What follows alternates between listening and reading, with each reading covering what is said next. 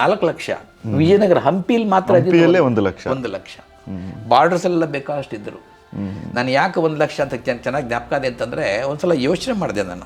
1 ಲಕ್ಷ ಸೈನಿಕರು ಹಂಪಿ, ಅದೊಂದು 10 square kilometre maximum, ಅಂದರೆ 10 ಸ್ಕ್ವೇರ್ ಕಿಲೋಮೀಟರ್ 1 ಲಕ್ಷ ಸೈನಿಕರಿದ್ದರೆ, ಆಮೇಲೆ ಆನೆಗಳು ಎಷ್ಟಿದ್ದು ಅವ್ರದ್ದೆಲ್ಲ, ಅವರೆಲ್ಲರಿಗೂ ಊಟ, ಆನೆಗಳಿಗೆ ಊಟ, ಇದೆಲ್ಲವನ್ನು ಆಗಿನ ಕಾಲದಲ್ಲಿ ನಮ್ಮಂಗೆ ಟ್ರೈನ್ಸಲ್ಲಿ ಅಥವಾ ಬಸ್ಗಳಲ್ಲಿ ಅಥವಾ ಟ್ರಕ್ಗಳಲ್ಲಿ ಟ್ರಾನ್ಸ್ಪೋರ್ಟ್ ಮಾಡೋಕ್ಕಾಗ್ತಿರಲಿಲ್ಲ. ಏನು ಟ್ರಾನ್ಸ್ಪೋರ್ಟ್ ಮಾಡಿದ್ರು ಸಣ್ಣ ಸಣ್ಣ ಗಾಡಿಗಳಲ್ಲಿ ಮಾಡಬೇಕು. ಅಂದರೆ ಅವ್ರಿಗೆ ಬೇಕಾದ ಎಲ್ಲ ವಸ್ತುಗಳು ಕೇವಲ ಒಂದು 10 ಕಿಲೋಮೀಟರ್ ಒಳಗಡೆನೇ ಬರಬೇಕು. ಆ 10 ಕಿಲೋಮೀಟರ್ ಒಳಗಡೆ ಶತಮಾನಗಳ ಕಾಲ ಇತ್ತು ವಿಜಯನಗರ ಅಲ್ವಾ. ಈ ಒಂದು 30 ವರ್ಷ 40 ವರ್ಷ ಇಟ್ಕೊಂಡ, 40 ವರ್ಷ 30 ವರ್ಷ ಅಥವಾ 50 ವರ್ಷ ಅಷ್ಟೊಂದು ದೊಡ್ಡ ಸೈನ್ಯಕ್ಕೆ ಆನೆಗಳಿಗೆ ಆಹಾರ ತುಂಬಿಸ್ಬೇಕಾದ್ರೆ 10 ಕಿಲೋಮೀಟರ್ ಆಚೆ ತರೋಕ್ಕಾಗಲ್ಲ.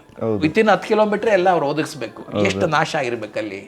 ನೀವು ಹಂಪಿ ಇವತ್ತು ಅಲ್ಲೋ ನೋಡಿದ್ರೆ ನಮಗೆ ಕಾಣೋದು ಬರೀ ಕಲ್ಲುಗಳ ಮೇಲೆ ಕಲ್ಲುಗಳು. ಆ ಕಾರಣ ಎಲ್ಲ ಅಲ್ಲಿ ನಾಶ ಆಗಿರೋದು. ಸಾಮ್ರಾಜ್ಯ ಕಟ್ಟುವಾಗ ಸೈನ್ಯ ನೋಡ್ಕೊಳ್ಳೋಕ್ಕೆ, ಆನೆಗಳು ನೋಡ್ಕೊಳ್ಳೋಕ್ಕೆ, ಪ್ಲಸ್ ಅವ್ರನ್ನ ಫೀಡ್ ಮಾಡೋ ಜನಕ್ಕೆ. ಈಗ ಬೆಂಗಳೂರು ಹೆಂಗೆ ಹೌದು ಏನೋ ನೀರು ನಾವು ಎಕ್ಸ್ಪೆಕ್ಟ್ ಮಾಡ್ತಿದ್ದೀವೋ, ಹಂಗೆ ಸುತ್ತಮುತ್ತ ಇದ್ದ ಎಲ್ಲ ವೆಜಿಟೇಷನ್